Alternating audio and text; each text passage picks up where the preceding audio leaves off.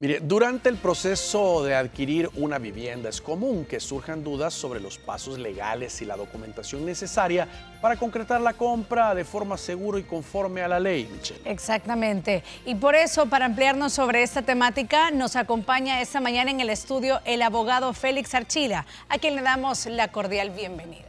Muchas gracias, es un placer y un gusto a todos los televidentes también que nos acompañan. Efectivamente es un tema de bastante duda que la población suele presentar y por supuesto suele generar también bastante problemática a la hora de la práctica. Sí, no, y adquirir una vivienda, pues no es como comprar algún artículo, ir a un almacén y comprarlo y el mismo día. Requiere una serie de trámites en diferentes entidades como registro, el CNR, la alcaldía, lo cual es importante saberlo antes de entrar a un proceso como tal. Definitivamente, como tal, el trámite, si bien es cierto, no es complicado, hay que conocer los pasos que ello implican, por supuesto, para curarse en salud, como decimos como buen salvadoreño, y por supuesto para evitar incluso esas estafas que están muy comunes en esta época. Exacto. ¿Cuáles serían esos primeros pasos? Las personas dicen, ok, yo quiero optar por comprar una casa, ya no quiero alquilar, sino que puede haber personas que tengan el dinero como tal, pero otras que se vayan también por la parte hipotecaria. Así es. Efectivamente, cuando se trata de una vivienda, lo primero que nosotros pensamos es cuáles son los costos, qué cuesta, cuáles son los trámites como tal.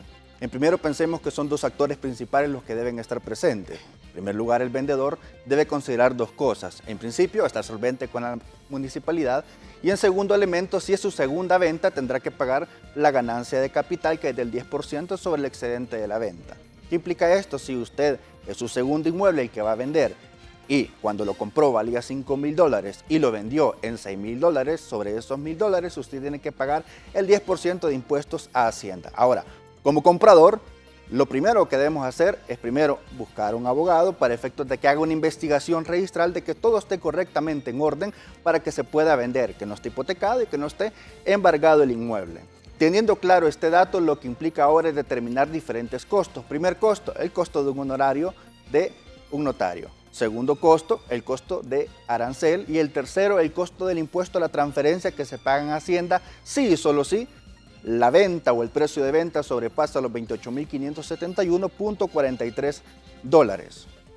Es decir, hay gente que dice, quiero comprar una vivienda de unos $80,000, por mencionar un punto. Entonces voy a ir al banco y voy a hacer un préstamo por $80,000. Efectivamente. Es un error porque no puede ir un precio justo por todo lo que esto va a implicar. Exactamente. Como al comprador le corresponde pagar el impuesto por la compra como tal, implica en este caso que debe valorar cuáles son los costos que va a tener, tanto en impuestos como en aranceles.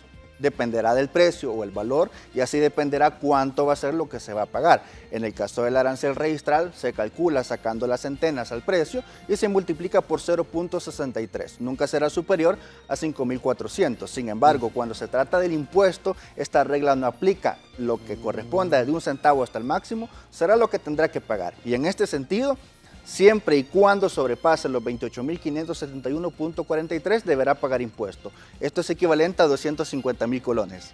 Ok, cuando ya alguien dice, ok, ¿qué necesito? ¿Qué documentos necesito también como persona que va a comprar? Y también, ¿qué documentos necesito tener ya cuando voy a adquirir esta casa?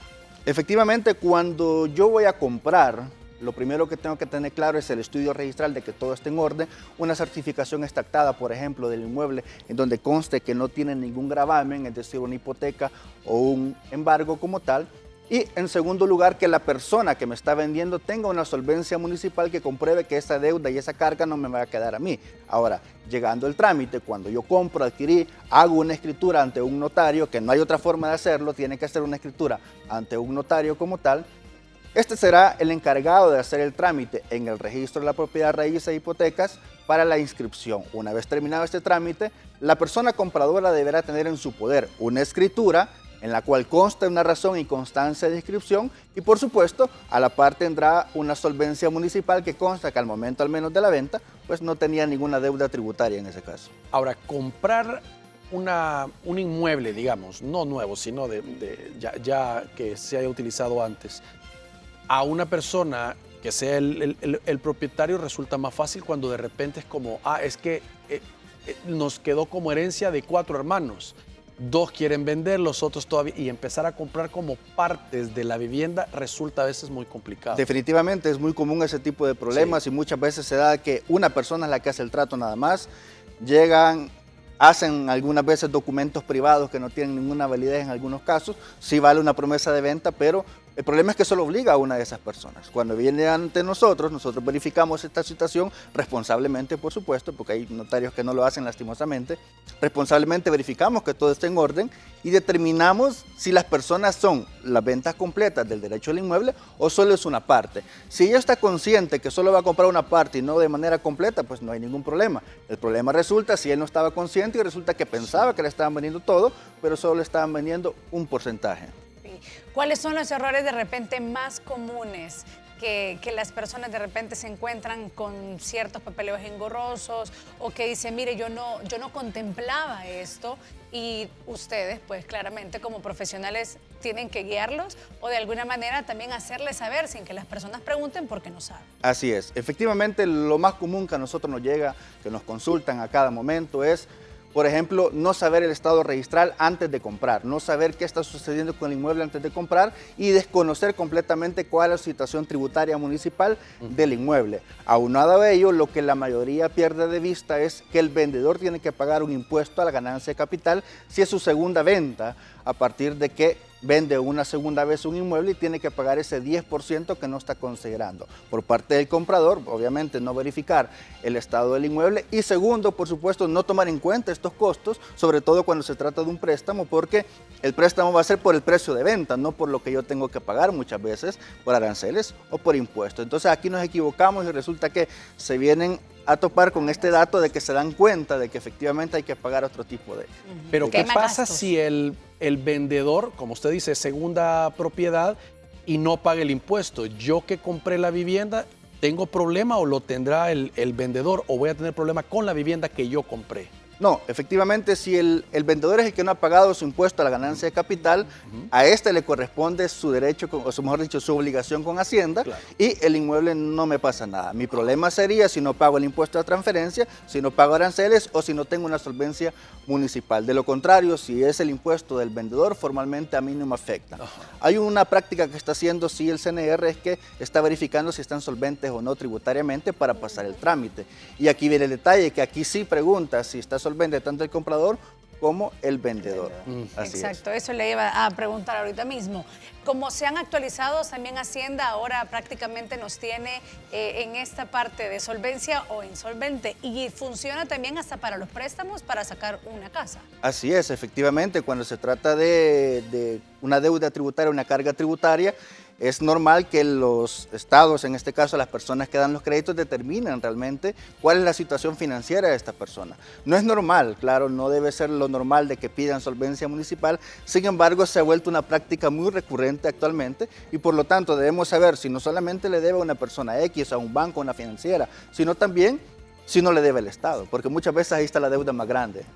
Ahora, hay un tema también que hay que entender cuando alguien compra una vivienda, por ejemplo, decíamos, no puede ir muy justo y también tiene que entender dónde está, es decir, hay zonas donde va a pagar mucho más impuesto o si es una colonia privada está comprometido a un proyecto nuevo, digamos, a pagar los mantenimientos o a veces son pozos privados y le da un servicio de agua donde podrían cobrarle $40 y digan, no, yo no estoy de acuerdo, yo donde vivía pagaba $3, sí, pero ahí le daba servicio ANDA, en este caso es privado, no, yo no sabía, no lo quiero pagar y empiezan con problemas en directivas de colonias privadas, de nuevos proyectos.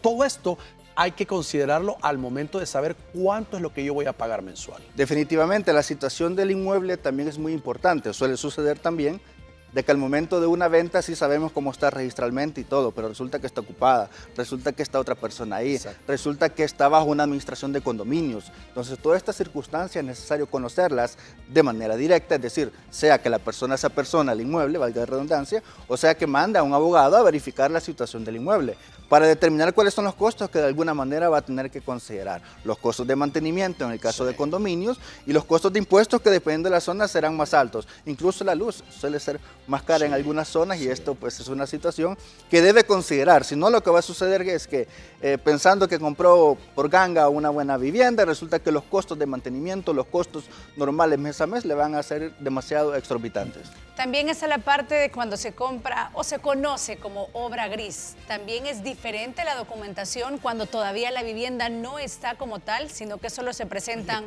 por planos o por proyectos a futuro en años o meses. Es muy normal, de hecho, actualmente las notificadoras están haciendo ese tipo de trámites en las cuales solo le venden el proyecto, le enseñan a la casa modelo y a veces ni eso, solamente es el plano, la fotografía o por video. Ahora con la inteligencia artificial es muy fácil esa parte. Y le dicen directamente, es una promesa de esa venta como tal. La promesa de venta es un documento aparte que se hace en la cual se compromete uno a comprar y el otro a vender en las condiciones que ha pactado y le entrega en X plazo. El Código Civil en el artículo 1425 establece los requisitos básicos para una promesa de venta y es que tenga un plazo, que tenga una promesa de celebrar un contrato y por supuesto que conste por escrito. Realmente esa es la figura la que normalmente están haciendo y las notificadoras lo que sucede, ¿verdad? Piden primero el financiamiento, compran esas cantidades de vivienda, un porcentaje X y por supuesto a los años, 1 o 2 años les entregan lo que es el inmueble como tal. ¿Qué pasa si de repente no se entrega a tiempo? No para el comprador, sino que el vendedor de repente no logra entregar justo en el plazo. Sí, acá hay dos situaciones. Primero, ¿qué dice el contrato? Si el contrato determina un plazo de gracia, un tipo de penalidad, responsabilidad o sanción, hay que abocarnos al contrato. Si no dice esa circunstancia, entonces hay que demandar por la vía de incumplimiento de contrato, que en este caso pueden pedirse dos cosas. Lo primero es que me cumpla, que me entregue, y lo segundo es que me rescinda. Como no me cumplió, devuélvame las cantidades que corresponden. Ahora, normalmente estamos amarrados, los notificadores están amarrados contractualmente y difícilmente vamos a llegar a ese panorama también. Ahora, hay muchos casos que se han dado, lo ha confirmado la Fiscalía, de estafas. Y es por la premura, por ver un precio bajo, de decir es una ganga, una oportunidad, pero sí en el país ha habido un incremento de este tipo de casos, es donde la población debe de primero asesorarse, eso es lo fundamental y luego también dudar, ¿verdad? De repente de ver precios tan bajos en zonas muy buenas, decir algo está pasando, porque hay mucha gente que tanto en vehículos como en notificaciones pues está aprovechando. Definitivamente se han alzado mucho los casos de estafa como tal. Y es que el primer elemento, tal y como usted lo mencionaba, es el hecho de que no nos asesoramos, no nos verificamos. ¿Por qué? Al asesorarse, primero verificar la situación del inmueble es verificar también en qué situación está esta persona que está vendiendo. Si es una notificadora, bueno, ir a revisar primero que sea una notificadora efectivamente. Si no es una notificadora, la ley le permite que haga 3 segregaciones sobre el inmueble. Si resulta que hizo 3 y quiere hacer una cuarta, no, le dice la ley, si quiere hacer una cuarta, tiene que constituirse como notificadora. Y esto ha sido muy común, que por no asesorarse o por agarrar gangas como tal, pues terminamos en la Fiscalía por los delitos de estafa. Lo hemos normalizado. Lo correcto es realmente solicitar un proceso civil de nulidad. Sin embargo, hemos normalizado y el Estado, en cierta forma, para garantizar también esas situaciones de estas personas desprotegidas, ha activado mucho esto de las estafas por este tipo de ventas, digamos que de alguna manera al final no se terminan cumpliendo. Exacto. ¿Cuáles son las recomendaciones más generales que puede dar?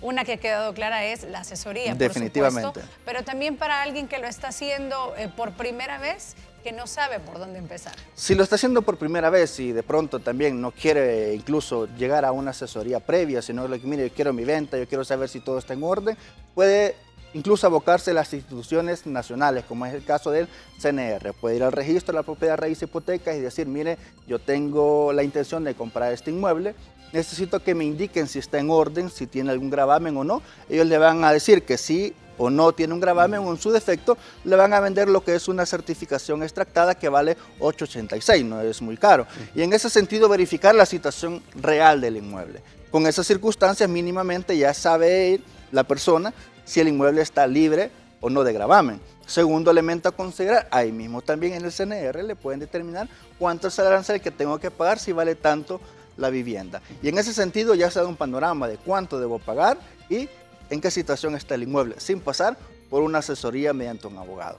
Por supuesto, aquí no podemos ver circunstancias como en que si está regularizado o no la notificadora, si está en en la municipalidad está solvente o no está solvente, eso no lo podemos verificar en ese momento. Pero inicialmente ya es un punto para decir sí o no.